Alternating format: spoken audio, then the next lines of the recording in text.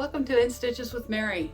This month I have a couple of projects to show you. They're kind of big, kind of small, but they're both really simple and easy to put together, and I hope you enjoy them. The first one I want to show you is a t-shirt pillow. I know it's getting to be that time of year and graduation's rolling around. There's a lot of t-shirt quilts under the needle right now. But here's a little idea to use some of those leftover t-shirts or whatever you might have, and I'm going to show you how easy this is to put together. And the other thing I have is called what I call my puzzling hot pad. This is using one quilt block, any style of quilt block, and it makes this hot pad where the front and the back are going to be totally different and there's no side seams.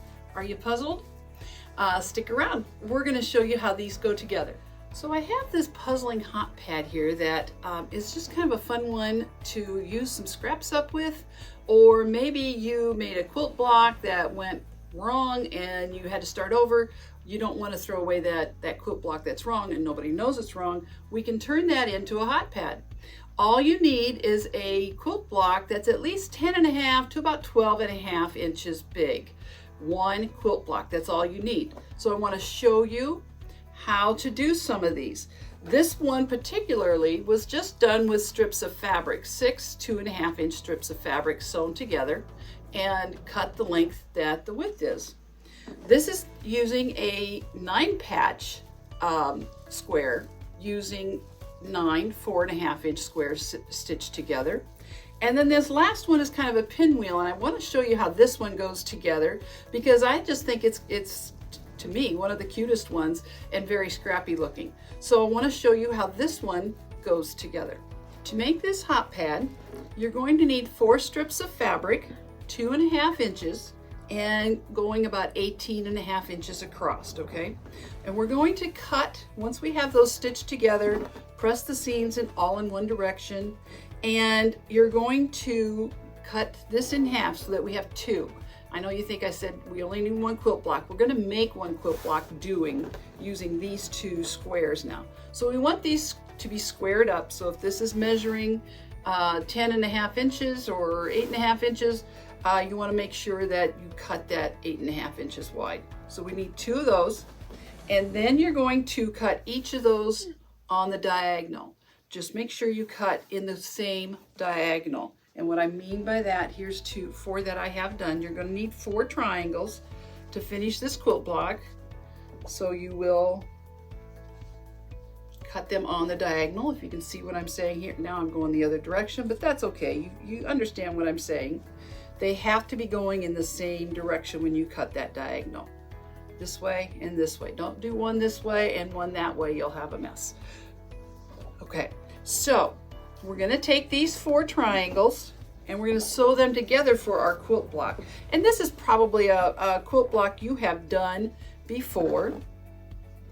What I like to do is take the 2 that are identical and lay them opposite each other. The points meet in the center, and then these 2 will just fall into place. And we're going to sew this into a quilt block.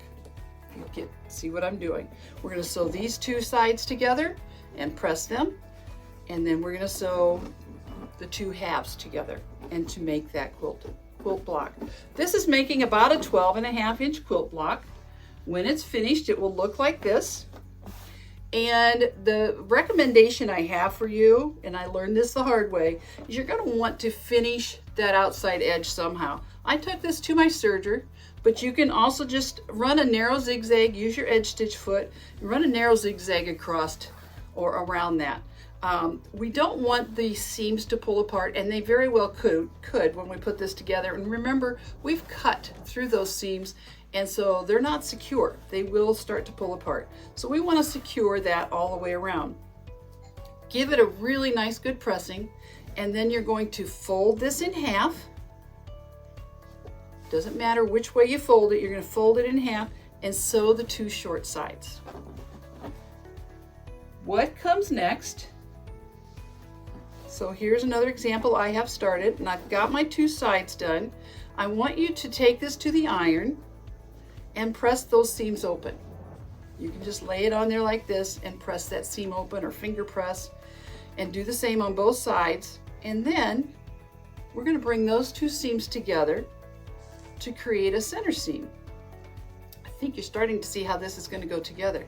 We're going to stitch this together, match that up in the center, and we're going to stitch across here, leaving an opening. We need to turn this inside out.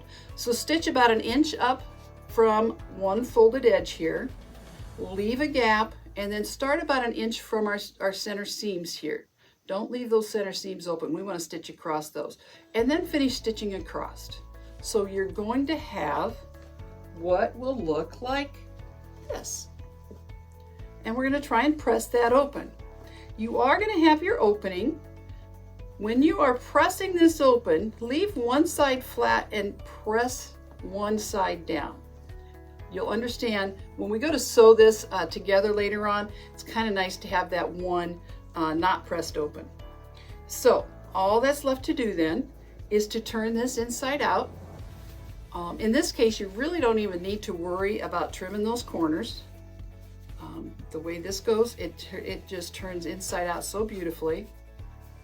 And I'm going to do that for you. Doesn't take long. We are almost to the finish line here. Take your point turner in there if you want and poke that corner out just a little bit more. And then I want to show you what we're going to put inside to finish this up. To finish the hot pad, you're going to need 3 layers of batting.